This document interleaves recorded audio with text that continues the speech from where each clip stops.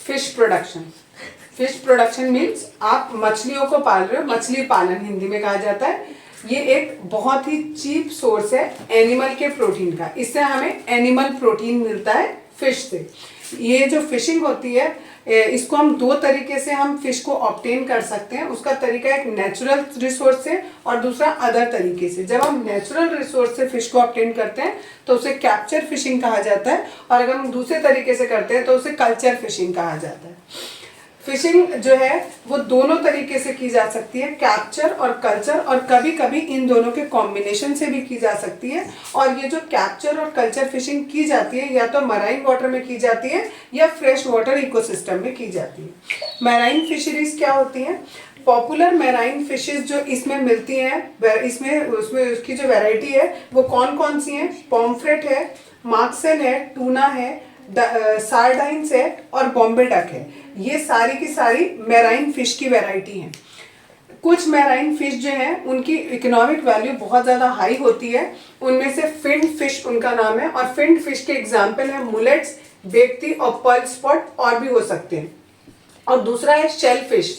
ये भी जो है इसकी भी इकोनॉमिक वैल्यू बहुत हाई होती है, और इसके एग्जाम्पल हैं पॉन्ड्स, मुसल्स और ऑस्टर्स। ऑस्टर में हमारा मोती भी मिलता है, हमें सच्चा मोती जो होता है वो ऑस्टर में बनता है। ठीक, अब है इनलैंड फिशरीज। दो तरीके की बताई ना अभी आपको, एक मैराइन वाली और दूसरी inland fisheries.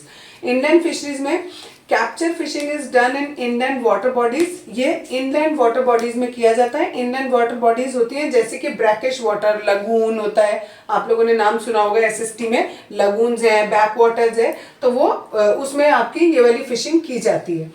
Fish culture is sometimes done in combination. कभी कभी ये फिश कल्चर जो है वो कॉम्बिनेशन में किया जाता है। कॉम्बिनेशन किसके साथ? राइस क्रॉप के साथ। हमें पता है राइस क्रॉप को बहुत ज़्यादा पानी की ज़रूरत होती है।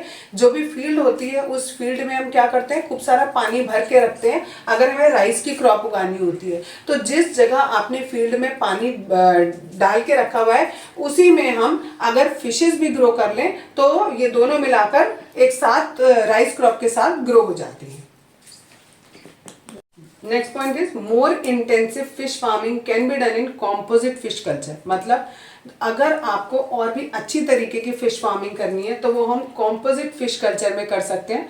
कॉम्पोजिट फिश कल्चर क्या होता है? ये कॉम्बिनेशन होता है। इसमें हम 5 या 6 तरीके की फिश स्पीसीज को एक ही पॉन्ड के अंदर पालते हैं। These species are selected। In species को हम कैसे चूज करेंगे? जो 5 या 6 स्पीसीज हमने चूज करी हैं वो हम चूज करेंगे उनकी फूड हैबिट्स को देखकर। उनकी फूड हैबिट्स अलग अलग होनी चाहिए। जैसे फॉर एग्जांपल कैटलेस, ये एक फिश का नाम है। ये वाली जो फिश होती है ये जो भी आपका पॉन्ड होगा उस पॉन्ड का जो ऊपर का सरफेस होगा वहां से फीड करती है। रोहू फीड करती है मिडिल जोन से।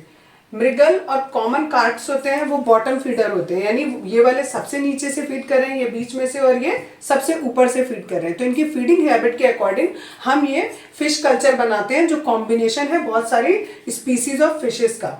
और ग्रास क्रॉप्स होते हैं, फीड ऑन वीड्स। और हमने चौथी एक और इसमें मिलाई है जो किसको खा रही है? खाली वीड को खा रही है। उसे इससे मतलब नहीं है कि वो सरफेस पे है, मिडिल में है या बॉटम पे है। ये कहाँ पर? वीड्स को खाएगी। जितने भी वीड्स आपके उस पॉइंट में होंगे उनको खाएगी। लेकिन ये सब करने में एक प्रॉब्लम आती है कि इनमें से कई सारी जो ब्रीड्स हैं वो ऐसी होती हैं जो सेम समय पर ब्रीडिंग करती हैं। ठीक है, तो उससे क्या होता है, जो पॉन्ड होता है वो बहुत ज़्यादा भर जाता है फिशेस से, उससे सरवाइव करने में फिशेस को दिक्कत होती है।